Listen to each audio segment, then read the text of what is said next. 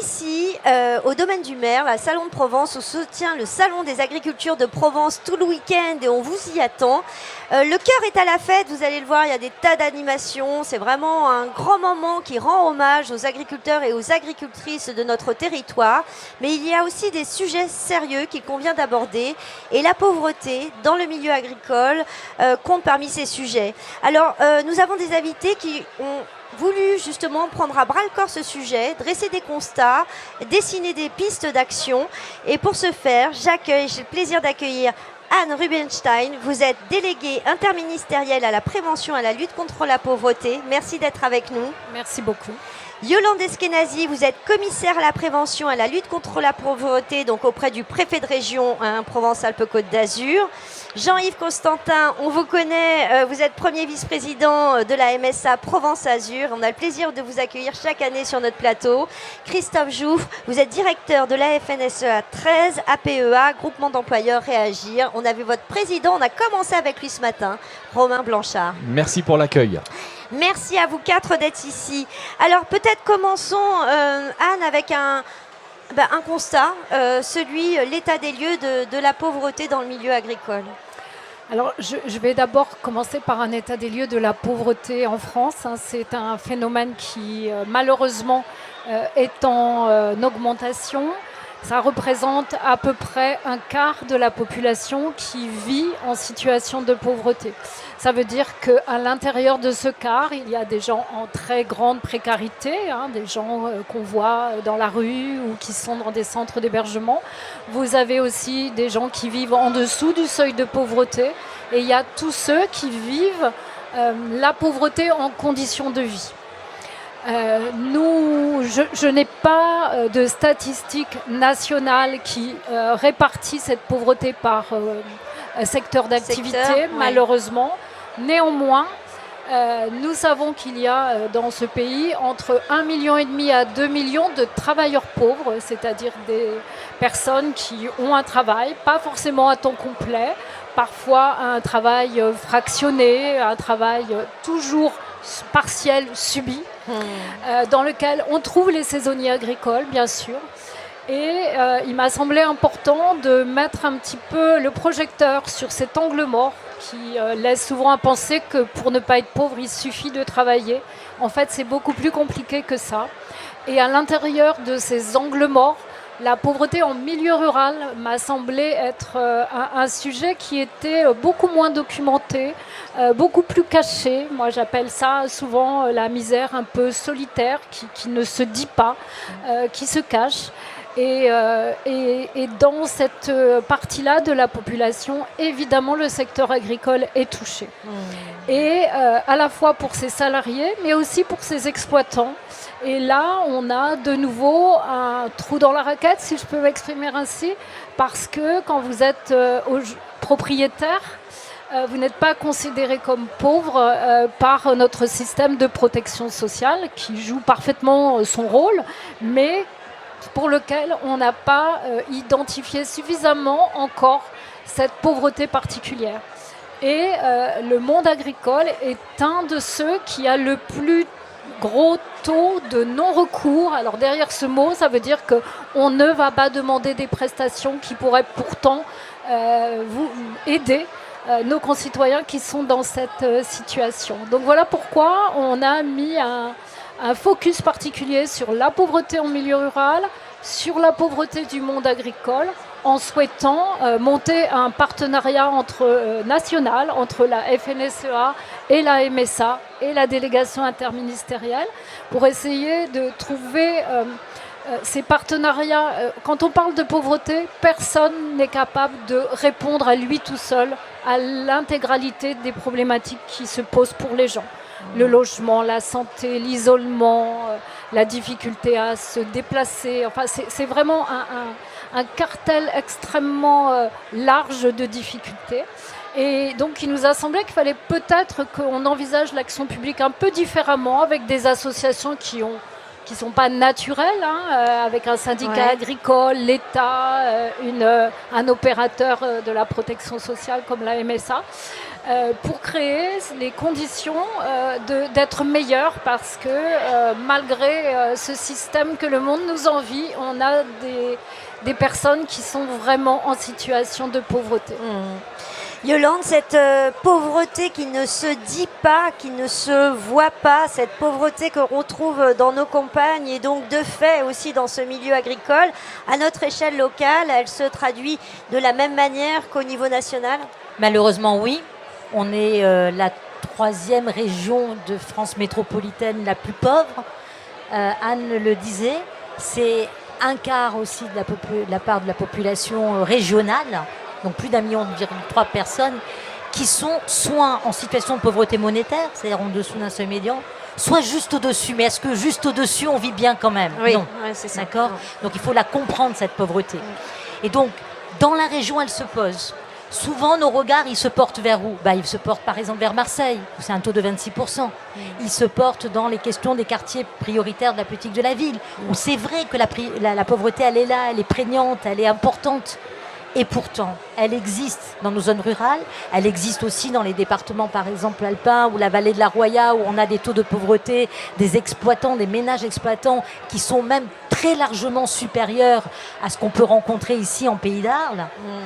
Donc, mais le Pays d'Arles, on s'est dit que c'était important de venir et d'y venir. On se l'est dit tout de suite avec la MSA, avec la FDSEA, pour plein de raisons. La première, c'est quand même une terre agricole. C'est-à-dire qu'on peut se dire que la première des choses, c'est que, au contraire, il y a du dynamisme agricole. Il n'y a pas rien. Il y a 1600 exploitations. Il y a 10 000 salariés permanents, 30 000 saisonniers. Et pourtant, derrière cette réalité, derrière ce dynamisme, il faut aussi regarder la question de ceux qui, pour autant, ne s'en sortent pas. Et donc, on a sur les 3 zones, les 3 intercommunalités, Terre de Provence, Arles, Cros, Camargue, Montagnette, Beaux-Alpilles, des taux de pauvreté des ménages exploitants agricoles qui vont de 20 à 23%, c'est-à-dire qu'ils sont supérieurs à la moyenne qu'on a, nous, par exemple, en région. Ah oui. D'accord ? Donc, ça existe. En nombre, peut-être pas, ça dépend en rapport. Je vous ai parlé de mise en exploitation, mais il y a cette pauvreté. Et elle touche les exploitants, elle touche évidemment les salariés. On a un nombre de RSA qui est supérieur, on a une demande de solidarité qui est supérieure. On a des signaux qui montrent qu'on a cette pauvreté. Donc, on avait un territoire où à la fois, on a un dynamisme qu'il faut reconnaître, c'est-à-dire que ça bouge, il y a des besoins agricoles, il faut savoir y répondre. En même temps, on a des fragilités économiques et sociales, et on avait un plus qui nous a amenés sur ce territoire, qui est précieux, ce plus. Ça s'appelle le partenariat. C'est-à-dire qu'on avait aussi, par rapport à d'autres zones où on aurait pu aller, des forces vives en présence.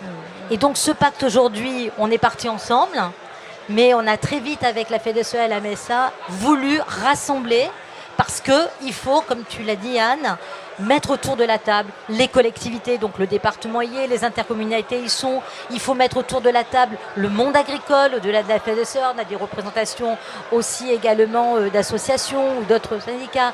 Il faut mettre bien sûr la protection sociale, il faut mettre les acteurs de l'emploi, de l'insertion.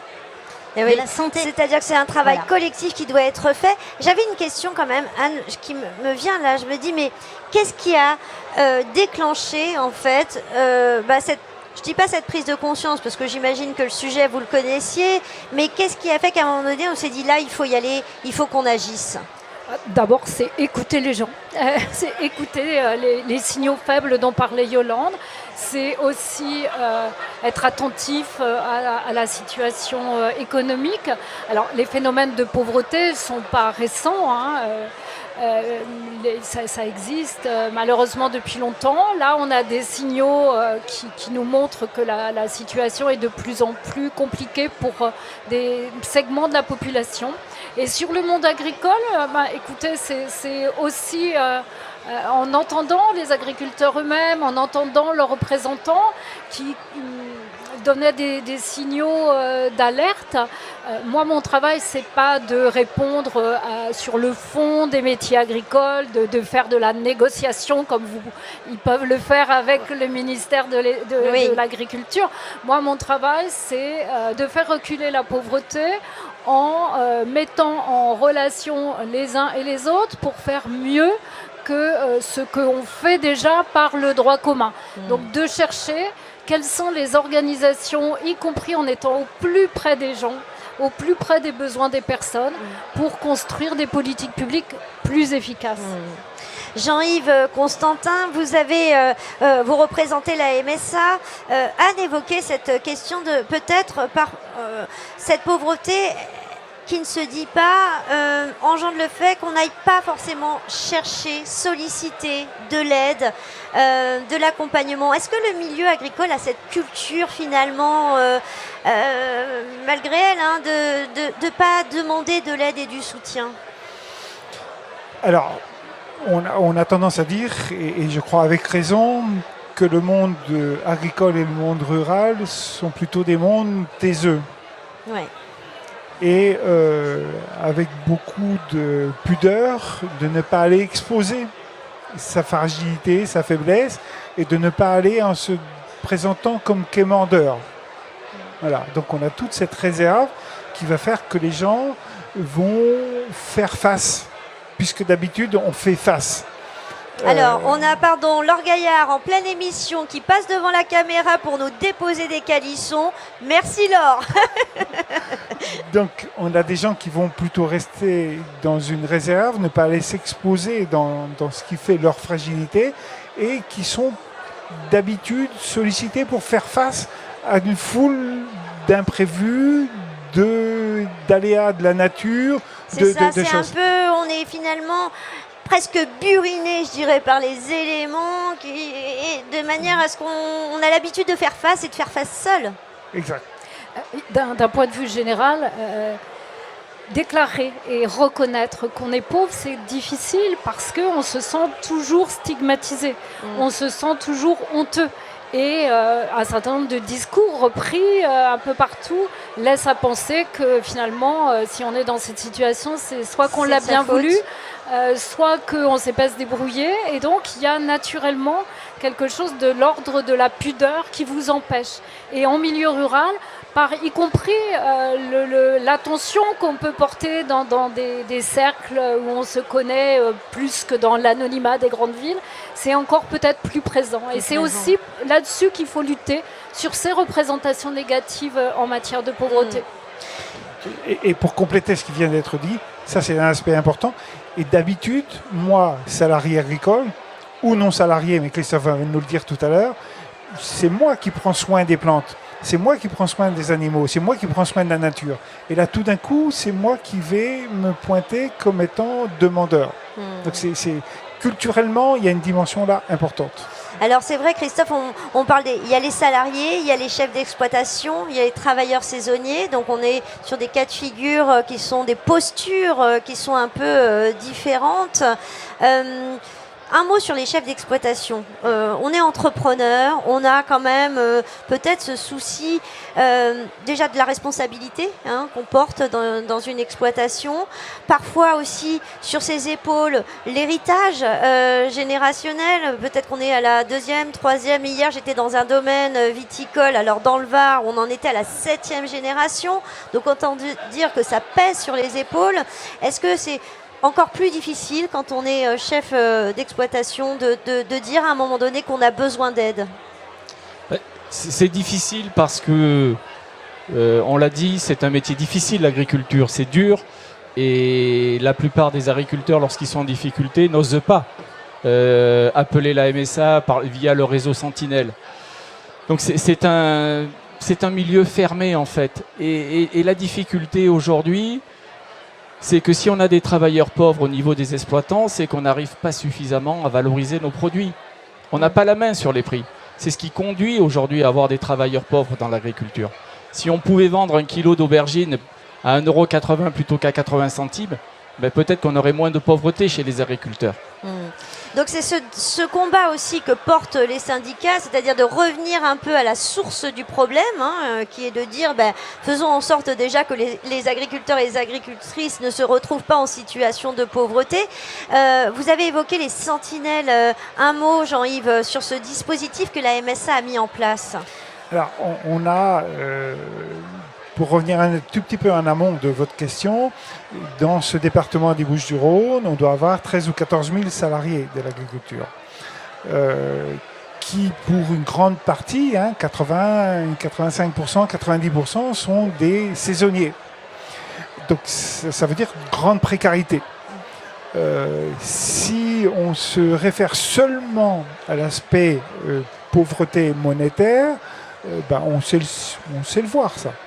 Mais par contre, tout ce qui va être l'isolement, tout ce qui va être ne jamais aller chez le médecin parce que j'ai d'autres urgences que celle-là, etc., etc., ce que nous, on a qualifié des signaux faibles. Et on en a détecté 13 ou 14 ou 15. Voilà. Et donc de se dire que ces signaux faibles peuvent nous indiquer qu'il y a un isolement, qu'il y a, l'expression a été utilisée tout à l'heure, non-recours, non seulement aux prestations, mais même à l'accompagnement de la santé, ou un isolement. Donc on a mis en place des sentinelles, c'est-à-dire des personnes qu'on forme, qu'on accompagne, pour non pas devenir psychologue, mais pour devenir attentif justement à ces signaux faibles. Et de dire, tiens, cette personne, elle me paraît isolée. Et si on allait faire la conversation, si on allait voir, mettre de la proximité pour entendre, et si moi je détecte qu'une personne me paraît être dans la souffrance, dans l'isolement, je ne suis pas psychologue, je ne suis pas professionnel, donc je vais l'orienter vers. Donc on alerte, on alerte pour que cette personne puisse être accompagnée. Alors, voilà ce constat qu'on vient de faire. Maintenant, allez, une note d'espoir. Vous êtes tous rassemblés. Vous avez dit, OK, la situation, elle est comme ça, mais il faut qu'on fasse quelque chose. Donc, aujourd'hui, vous avez décidé de travailler ensemble. Qui peut me donner l'articulation concrète de ce partenariat que vous avez signé tous ensemble et comment vous allez agir concrètement ? 13 partenaires. Comme on l'a dit, de tous les horizons. Ça, c'est la première force. On a regardé ensemble, on a posé ensemble des constats et on a choisi ensemble d'aller vers certains chemins. La première des choses, c'est qu'on n'a pas toujours à réinventer. Il faut aussi savoir mutualiser, organiser, optimiser. C'est-à-dire que des fois, les solutions, elles sont là, mais elles ne sont pas mises en cohérence. Et ça ne marche pas. Et puis à d'autres moments, il y a des manques et là, il faut agir. Et donc, quand on est dans un pacte comme ça, des solidarités en direction des exploitants comme des salariés, c'est comme un parcours thématique, ce que je disais tout à l'heure. C'est-à-dire qu'à la fois, on se pose la question, où sont-ils ? Qui sont-ils ? Donc, il faut les repérer. Oui. D'accord ? Ensuite, il faut améliorer des conditions de vie. Et ça passe souvent, on l'a dit tout à l'heure, par le fait déjà d'ouvrir des droits. Ouais, c'est ça. D'accord ? Encore, beaucoup sont dans ce qu'on a appelé donc le non-recours, c'est-à-dire j'ai des droits et je ne les fais pas valoir, je ne le sais même pas, alors que j'aurais pu y avoir des aides. Donc ça, et je parle des prestations, mais des aides, ça peut aussi être d'autres aides qui peuvent exister et qui peut donner le coup de pouce qu'il faut au moment. Ensuite, il faut aussi venir soutenir et accompagner les exploitants selon les besoins, pas avec on doit passer par telle et telle étape, non. Dans cette exploitation, à ce moment-là, c'est tel besoin. Et à d'autres moments, le besoin est différent. Là, j'ai besoin d'un bilan santé. Là, j'ai besoin qu'on m'aide à faire un diagnostic. Voilà. Donc, avec la Chambre d'agriculture, on va travailler sur un diagnostic économique et technique qui va ouvrir aussi sur des débouchés. Et enfin, et je m'arrêterai là, il faut, pour les salariés, un peu sécuriser leur trajectoire professionnelle. Donc, ça passe par la formation. Ça passe par l'emploi. Déjà, 30 contrats de professionnalisation ont été signés. On va mettre en place, je le dis, ça peut intéresser une formation de tractoriste parce que ça permet d'évoluer, ça permet aussi de travailler dans le secteur agricole, mais de le faire valoir ailleurs dans un autre secteur et d'alterner. Une formation qui reconnaît la polyvalence dans le secteur agricole. Ça vaut aussi pour les agriculteurs Quand il y a de la polyactivité, il y a un peu moins de pauvreté. Donc, vous voyez, c'est tout ça qu'on travaille. Et Anne, à un moment donné, l'a dit, entendre. Il faut aussi pouvoir recueillir la parole. Il faut aussi que ce ne soit pas les acteurs institutionnels qui pensent, mais qu'on agisse avec. Allez, le mot de conclusion, Christophe, peut-être.